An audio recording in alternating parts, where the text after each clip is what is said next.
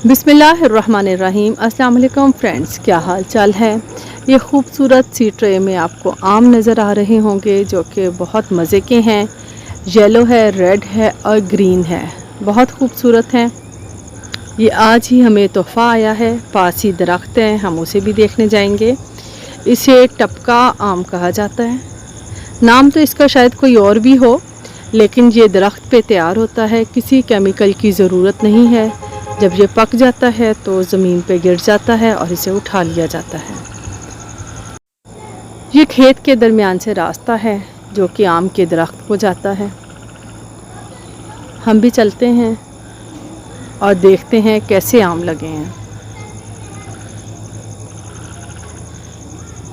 दरख्त बहुत पुराना है। जो यहाँ पर हिफाजत पे है वो बता रहा था कि 100 साल पुराना है और इस पर तकरीबन 40-50 मन आम लगता है एक सीज़न में।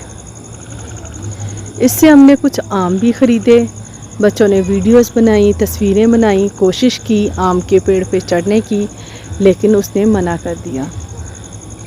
जो अभी माली यहाँ रुका हुआ है उसने कहा कि नहीं, दरख्त पे चढ़कर आम नहीं तोड़ना, ये नीचे गिरेगा तो ही आपको मिलेगा। ये देखें, ये कच्चा आम है लेकिन इस पे काफ़ी पका हुआ फल भी था और रेट भी बहुत मुनासिब था।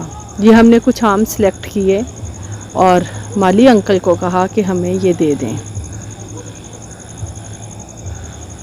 काफ़ी पुराना दरख्त है। इस वक्त तो फल इतना ज़्यादा मौजूद नहीं है, आंधियाँ आने की सूरत में गिर गया है, लेकिन फिर भी 4-5 किलो तो हमने ही ले लिया। इसके अलावा भी दरख्त भरा हुआ है।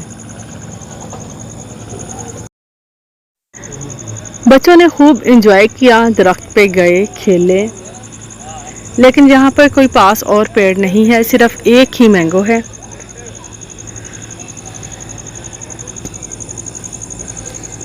लेकिन माशाल्लाह बहुत रसीले और मज़ेदार आम थे। मैंने अपनी ज़िंदगी में इतने मज़े के आम पहले नहीं खाए थे। देखें कैसे लाल लाल नज़र आ रहे हैं, 1-2 दिन में ये भी गिर जाएंगे।